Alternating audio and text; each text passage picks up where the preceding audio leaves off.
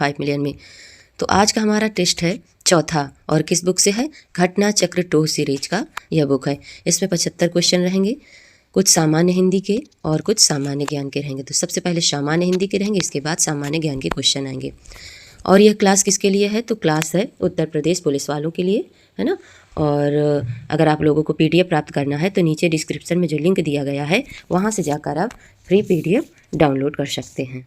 चलिए देखते हैं क्वेश्चन। सामान्य हिंदी का क्वेश्चन है। पहला क्वेश्चन क्या लगा है? देखिए, पहला क्वेश्चन दिया गया है कि निम्न में अल्प प्राण व्यंजन कौन सा है? क्या पूछा गया है? निम्न में अल्प प्राण व्यंजन कौन सा है? तो सही जवाब क्या होगा? ऑप्शन बी, गा। देखिए, अल्प प्राण, अल्प छोटा, और इसमें दो तरह के होते हैं, अल्प प्राण और महाप्राण। तो अल्प प्राण जैसे का वर्ग की बात करें तो का बोलने में हमें हल्का सा कोई ताकत नहीं लगानी पड़ती है ना। फिर खा थोड़ा सा तेज बोलना पड़ता है। तो या तो इस तरह इसको कह सकते हैं कि जैसे का वर्ग है तो उसका दूसरा हो गया, तीसरा छोड़ के चौथा हो गया। तो इस तरह जो बोलने में हमें हल्का सा महसूस हो उसे हम अल्प प्राण व्यंजन कहते हैं। तो यहाँ पर ऑप्शन बी इसका राइट आंसर है। चलिए अगला क्वेश्चन देखते हैं। अगला क्वेश्चन दिया गया है कि दिगंबर का सही संधि विच्छेद है क्या? दिगंबर का सही संधि विच्छेद है क्या? तो दिग प्लस अंबर होगा। ऑप्शन डी इसका राइट आंसर। देखिए यहाँ पर का है, का पूरा नहीं होगा, का आधा होगा जहाँ पर हलंत लगा है ना। तो दिग प्लस अंबर। अगला क्वेश्चन है कि आगमन में उपसर्ग है कौन सा? तो आगमन में उपसर्ग पूछा गया है ना। उपसर्ग आगे लगाए जाते हैं। तो आ और गमन मिलके बना आगमन। तो उपसर्ग क्या होगा? ऑप्शन ए इसका राइट आंसर है। आगे बढ़ते हैं और नेक्स्ट क्वेश्चन देखते हैं। अगला क्वेश्चन क्या दिया गया है? अगला क्वेश्चन है कि दवा किस भाषा का शब्द है? क्या दिया गया है? दवा किस भाषा का शब्द है? तो दवा फारसी भाषा का शब्द है। ऑप्शन सी राइट आंसर है। आगे दिया गया है कि हमें अपशब्द नहीं बोलना चाहिए। इस वाक्य में व्याकरण की दृष्टि से रेखांकित शब्द क्या है? तो अपशब्द क्या है? विशेषण है, संज्ञा है, उपसर्ग है या अव्यय? तो यहाँ पर सही जवाब क्या होगा? सही जवाब है संज्ञा। अपशब्द क्या है? संज्ञा। चलिए आगे बढ़ते हैं और नेक्स्ट क्वेश्चन देखते हैं। अगला क्वेश्चन दिया गया है कि वह धीरे धीरे चल रहा है। वह धीरे धीरे चल रहा है, रेखांकित शब्द को पहचानिए। क्रिया, क्रिया विशेषण, संज्ञा या सर्वनाम? तो सही जवाब क्या होगा? धीरे धीरे, तो यह क्रिया विशेषण होगा, है ना। ऑप्शन सी इसका राइट आंसर है। दूसर का पर्यायवाची होगा क्या? दूसर का पर्यायवाची होता है बेसर। ऑप्शन सी राइट आंसर है।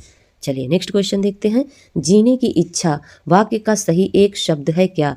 जीने की इच्छा वाक्य का सही एक शब्द है क्या? तो जीने की इच्छा को क्या कहते हैं? जिजीविषा। ऑप्शन बी राइट आंसर है।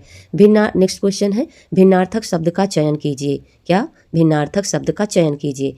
पावक, अनल, अनिल अलग हो गया ना। ऑप्शन बी इसका राइट आंसर है। अनिल हवा में आ जाएगी, बाकी पावक, अनल, कृषाणु ये सब आग के हैं। नेक्स्ट क्वेश्चन है कि समूहार्थक शब्द चिन्हित कीजिए। कौन सा समूहार्थक में आएगा? तो भीड़ समूहार्थक में आएगा। ऑप्शन डी इसका राइट आंसर है। नेक्स्ट क्वेश्चन है कि अशोक के फूल निबंध के लेखक हैं कौन? अशोक के फूल निबंध के लेखक हैं कौन? कौन सा सही जवाब होगा? सही जवाब है, कौन होंगे? महादेवी वर्मा, डॉक्टर हजारी प्रसाद, रामधारी सिंह दिनकर या नागार्जुन? सही जवाब है डॉक्टर हजारी प्रसाद द्विवेदी। चलिए आगे देखते हैं अगला क्वेश्चन क्या है। अगला क्वेश्चन दिया गया है कि निम्न में कौन मात्रिक छंद है? दोहा, चौपाई, रोला या सभी? तो सही जवाब है ये सभी मात्रिक छंद कहलाते हैं। अगला क्वेश्चन दिया है कि उदित उदयगिरि मंच पर रघुबर बाल पतंग बिकसे संत सरोज सब हर्षे लोचन भृंग। उपर्युक्त पंक्तियों में कौन सा अलंकार दिया गया है? तो कौन सा अलंकार है? इसमें किसकी तुलना की जा रही है ना। तो सही जवाब है ऑप्शन ए, उपमा अलंकार।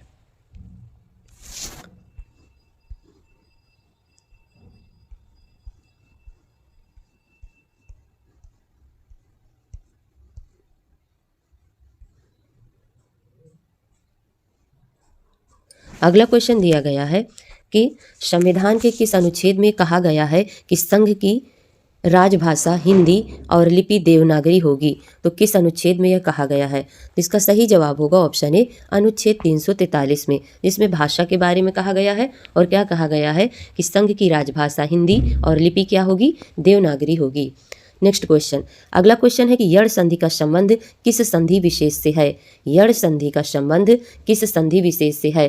तो सही जवाब होगा स्वर संधि से। ऑप्शन सी राइट आंसर है। नेक्स्ट क्वेश्चन दिया है खग का अर्थ नहीं है, इनमें से कौन सा खग का अर्थ नहीं है? तो सही जवाब क्या होगा? आकाश, ऑप्शन सी राइट आंसर है। नेक्स्ट क्वेश्चन है मुट्ठी गर्म करना मुहावरे का सही अर्थ क्या होगा? मुट्ठी गर्म करना मुहावरे का सही अर्थ क्या होगा? अर्थात घूस देना, ऑप्शन सी करेक्ट आंसर है। नेक्स्ट क्वेश्चन दिया गया है कि प्रथम विश्व हिंदी सम्मेलन कहाँ हुआ था? प्रथम विश्व हिंदी सम्मेलन कहाँ हुआ था? तो सही जवाब होगा Nagpur, option B right answer है। नेक्स्ट क्वेश्चन है वर्तिका शब्द का तद्भव रूप क्या होगा? वर्तिका शब्द का तद्भव रूप क्या होगा? सही जवाब होगा बत्ती, ऑप्शन डी सही जवाब है।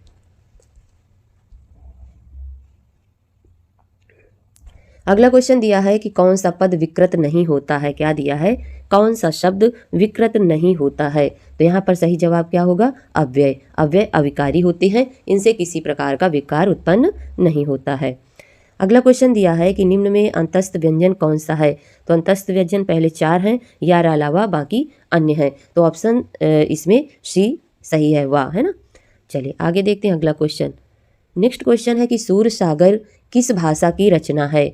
सूर सागर किस भाषा की रचना है? तो सही जवाब है ब्रज भाषा की, ऑप्शन सी राइट आंसर है।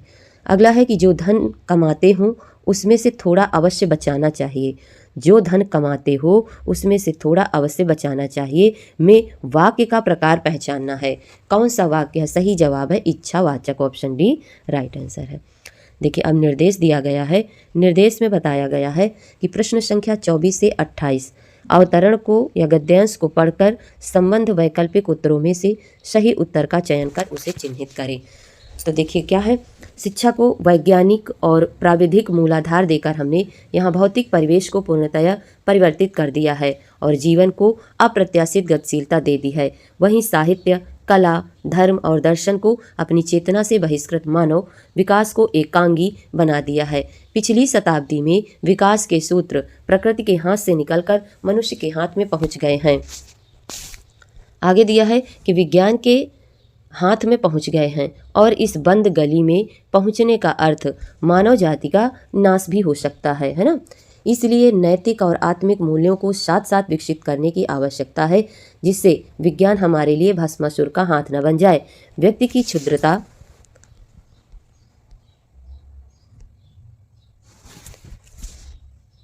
आगे दिया है कि यदि व्यक्ति की क्षुद्रता यदि राष्ट्र की क्षुद्रता बन जाती है तो विज्ञान भस्मासुर बन जाता है। इस सत्य को प्रत्येक क्षण सामने रखकर ही अणु विस्फोट को मानव प्रेम और लोकहित की मर्यादा दे सकेंगे। अपरिसीम भौतिक शक्तियों का स्वामी मानव आज अपने व्यक्तित्व के प्रति आस्थावान नहीं है। प्रत्येक क्षण अपने अस्तित्व के संबंध में शंकाग्रस्त रहता है। अब इससे संबंधित देखिए क्वेश्चन है, उनको हल करें। क्या दिया गया है कि आज का मानव अपने व्यक्तित्व और अस्तित्व के प्रति इसलिए शंकालु है क्योंकि क्या मानव ईश्वर के प्रति आस्थावान नहीं है? तो इसमें सही जवाब है कि वह विज्ञान की विध्वंसक शक्तियों से भयभीत है। ऑप्शन सी इसका करेक्ट आंसर है। नेक्स्ट क्वेश्चन दिया है कि हमारी विज्ञानाधारित शिक्षा की सर्वाधिक महत्वपूर्ण देन क्या है? तो इसका सर्वाधिक महत्वपूर्ण देन है जीवन का अपरिसीम भौतिक विकास। ऑप्शन ए राइट आंसर है। नेक्स्ट क्वेश्चन है कि मानव जीवन को भस्मासुर बनने से कैसे रोका जा सकता है? तो मानव जीवन को भस्मासुर बनने से कैसे रोक सकते हैं? सही जवाब होगा नैतिक आत्मिक मूल्यों को विकसित करके। ऑप्शन बी करेक्ट आंसर है। अगला क्वेश्चन है कि आधुनिक मानव विकास को सर्वांगीण नहीं कहा जा सकता क्योंकि आधुनिक मानव विकास को सर्वांगीण नहीं कहा जा सकता क्योंकि साहित्य, धर्म, कला आदि मानव चेतना से निर्वासित हैं। आगे बढ़ते हैं और नेक्स्ट क्वेश्चन देखते हैं क्या दिया गया है। अगला क्वेश्चन है कि अणु विस्फोट को मानवतावाद की मर्यादा देना तभी संभव है जब क्या व्यक्ति की क्षुद्रता को राष्ट्र की क्षुद्रता न बनने दिया जाए। ऑप्शन ए करेक्ट आंसर है। अगला क्वेश्चन है कि शांत का स्थायी भाव क्या होता है? शांत का स्थायी भाव निर्वेद होता है। ऑप्शन सी करेक्ट आंसर है। नेक्स्ट क्वेश्चन, अगला क्वेश्चन है कि देखिए बोया पेड़ बबूल के आम कहाँ से होए? लोकोक्ति का सही अर्थ बताइए। अर्थात इसमें क्या है कि जैसा कर्म करोगे वैसा फल मिलेगा, है ना। ऑप्शन बी इसका राइट आंसर है। अगला क्वेश्चन है कि भूमि के अंदर की जानकारी रखने वाले को क्या कहते हैं? तो भूमि के अंदर की जानकारी रखने वाले को भूगर्भवेत्ता कहा जाता है। ऑप्शन ए करेक्ट आंसर है।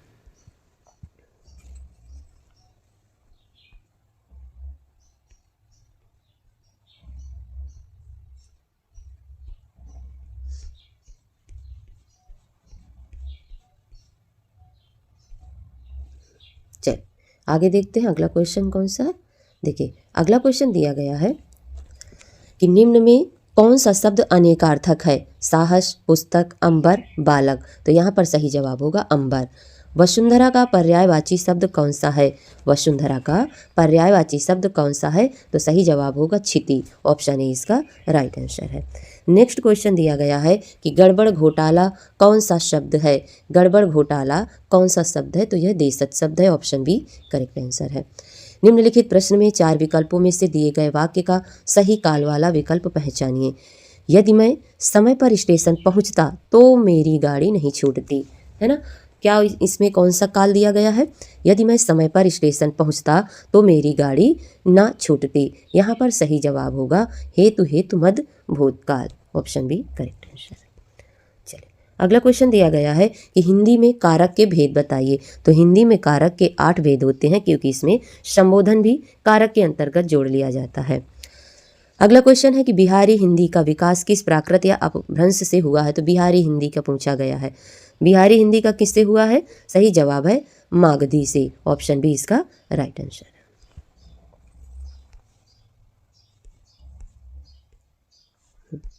चलिए अब हमारे क्वेश्चन कहाँ से चालू होते हैं? सामान्य ज्ञान से, है ना। देखिए अगला क्वेश्चन दिया गया है कि अगस्त 2023 में उत्तर प्रदेश का मुख्य चुनाव आयुक्त नियुक्त किया गया। किसे? तो उत्तर प्रदेश का मुख्य चुनाव आयुक्त कौन बनाए गए हैं? सही जवाब है नवदीप रिढ़वा, है ना। नवदीप रिढ़वा उत्तर प्रदेश का मुख्य चुनाव आयुक्त नियुक्त किए गए हैं। नेक्स्ट क्वेश्चन है कि उत्तर प्रदेश का सबसे पूर्वी शहर निम्नलिखित में से कौन सा है? तो पूर्वी पूछा गया है ना, पूर्वी। बताइए कौन सा सही होगा? सही जवाब होगा बलिया। ऑप्शन ए इसका राइट आंसर है। आगे बढ़ते हैं और नेक्स्ट क्वेश्चन देखते हैं। अगला क्वेश्चन क्या है? अगला क्वेश्चन है कि निम्नलिखित में से कौन एक सुमेलित नहीं है? तो नहीं पूछा गया है। देखिए क्वेश्चन दिया गया है, फर्स्ट पर है नाथुला अरुणाचल प्रदेश। तो नाथुला गलत हो गया। ऑप्शन ए इसका राइट आंसर है। नाथुला कहाँ है? सिक्किम, है ना। अच्छा लिपुलेख दर्रा कहाँ है? तो लिपुलेख दर्रा उत्तराखंड में है। रोहतांग दर्रा कहाँ है? हिमाचल प्रदेश में। पालघाट कहाँ है? केरल में, है ना। तो इस तरह ये सही है। अगला क्वेश्चन है कि हिंदू मुस्लिम एकता का प्रतीक सुलह कुल उत्सव आयोजित किया जाता है कहाँ? तो सुलह कुल उत्सव कहाँ आयोजित किया जाता है? आगरा में। ऑप्शन ए इसका करेक्ट आंसर है। आगे बढ़ते हैं और नेक्स्ट क्वेश्चन देखते हैं कि सितंबर 2023 में अंतर्राष्ट्रीय एरोस्पेस सम्मेलन 2023 कहाँ आयोजित किया गया? तो सितंबर 2023 में अंतर्राष्ट्रीय एरोस्पेस सम्मेलन कहाँ आयोजित किया गया? तो इसका सही जवाब होगा कहाँ पर किया गया है? ग्वालियर में। ऑप्शन सी इसका राइट आंसर है। अगला क्वेश्चन, अशोक ने किस बौद्ध साधु से प्रभावित होकर बौद्ध धर्म अपनाया था?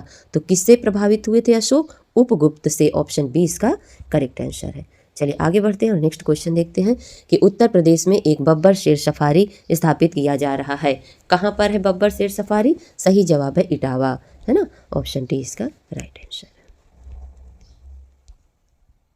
चलिए अगला क्वेश्चन देखते हैं। अगला क्वेश्चन है कि अक्टूबर 2023 में किन दो देशों के बीच वार्षिक संयुक्त सैन्य अभ्यास, क्या नाम है, संप्रीति 2023 का आयोजन किया गया है? तो संप्रीति संयुक्त सैन्य अभ्यास किसके किसके बीच होता है? तो भारत और बांग्लादेश के बीच। ऑप्शन डी इसका राइट आंसर है। नेक्स्ट क्वेश्चन देखते हैं। अगला क्वेश्चन दिया गया है कि निम्नलिखित में से कौन सी भौतिक राशि अन्य से भिन्न है? भिन्न पूछी गई है। कार्य, गतिज ऊर्जा, बल या स्थितिज ऊर्जा? तो यहाँ पर सही जवाब क्या होगा? सही जवाब होगा बल। ऑप्शन सी इसका राइट आंसर है। नेक्स्ट क्वेश्चन, नवंबर 2023 में कौन सी कंपनी नागरिक उड्डयन महानिदेशालय से अस्थायी ड्रोन लाइसेंस पाने वाली पहली ड्रोन कंपनी बन गई है? तो सही जवाब क्या होगा? Throttle aerospace system. Option B इसका करेक्ट आंसर है। चलिए आगे बढ़ते हैं और नेक्स्ट क्वेश्चन देखते हैं। अगला क्वेश्चन दिया गया है कि उत्तर प्रदेश का कौन सा जिला अवनलिका अपरदन से सर्वाधिक प्रभावित है? तो अवनलिका अपरदन से सर्वाधिक प्रभावित कौन सा है? सही जवाब होगा Etawah. Option D correct answer है। अगला क्वेश्चन है कि मैग्नेटाइट है कौन सा? सूत्र बताना है। तो मैग्नेटाइट कौन सा है? Fe3O4। ऑप्शन बी इसका राइट आंसर है। उत्तर प्रदेश में मूल्यवर्धित कर अर्थात वैट लागू हुआ कब? उत्तर प्रदेश में मूल्यवर्धित कर अर्थात वैट लागू हुआ कब? तो सही जवाब है वर्ष 2008 में। ऑप्शन सी इसका राइट आंसर है। चलिए अगला क्वेश्चन देखते हैं। अगला क्वेश्चन है कि निम्नलिखित में से कौन सा एक सही सुमेलित नहीं है ना, कौन सा एक सही सुमेलित नहीं है। तो यहाँ पर देखेंगे मूल कर्तव्य, तो ये सुमेलित है। राज्य, ऑप्शन सी इसका राइट आंसर है। भारत का महान न्यायवादी, भाग 13, तो ये गलत है, ऑप्शन सी इसका राइट आंसर हो। चलिए आगे देखते हैं। अगला क्वेश्चन है कि किस भारतीय अभिनेता को लीजेंड्स लीग क्रिकेट 2022 का एम्बेसडर नियुक्त किया गया था।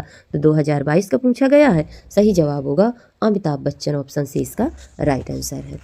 अगला क्वेश्चन है कि अंतर्राष्ट्रीय महिला दिवस कब मनाया जाता है। तो अंतर्राष्ट्रीय महिला दिवस कब मनाते हैं, सही जवाब होगा 8 मार्च को, ऑप्शन ए करेक्ट आंसर है। आगे दिया है कि उत्तर प्रदेश की प्रथम महिला राज्यपाल कौन थी। उत्तर प्रदेश की प्रथम महिला राज्यपाल कौन थी, सही जवाब होगा सरोजिनी नायडू, ऑप्शन ए इसका राइट आंसर है। अगला क्वेश्चन है कि वह तत्व जो रक्त में नहीं पाया जाता, वह तत्व जो रक्त में नहीं पाया जाता उसे क्या कहते हैं, उसे क्रोमियम कहते हैं, ऑप्शन सी इसका करेक्ट आंसर है। अगला क्वेश्चन है कि निम्नलिखित में से कौन सा फास्फोरस का एक प्रमुख स्रोत है। तो फास्फोरस का पूछा गया है, सही जवाब होगा दूध, ऑप्शन डी इसका राइट आंसर है। चलिए आगे देख लेते हैं अगले क्वेश्चन।